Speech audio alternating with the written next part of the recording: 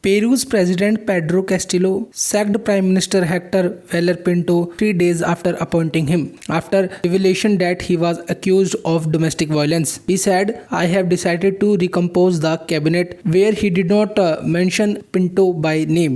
This is Castillo's third cabinet reshuffle. He said he would reconstitute the cabinet after leaders in Congress declined to hold a vote of confidence to the cabinet named Tuesday.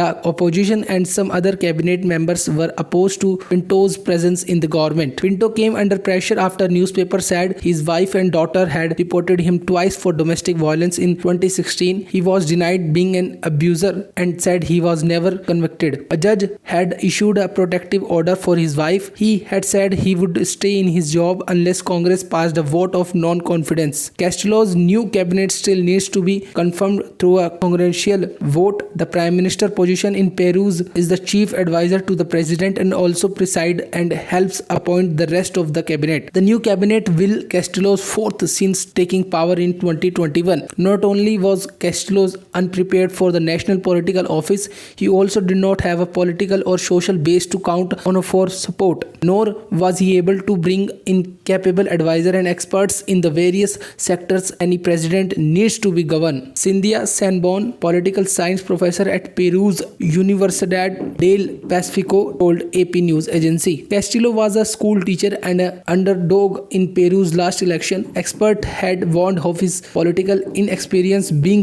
detrimental to his position of power. Many have also criticized Peru's political system in which no party holds a majority and it is difficult to push through a new programs or make changes. Well, we will see what will be the next step by the president of Peru's.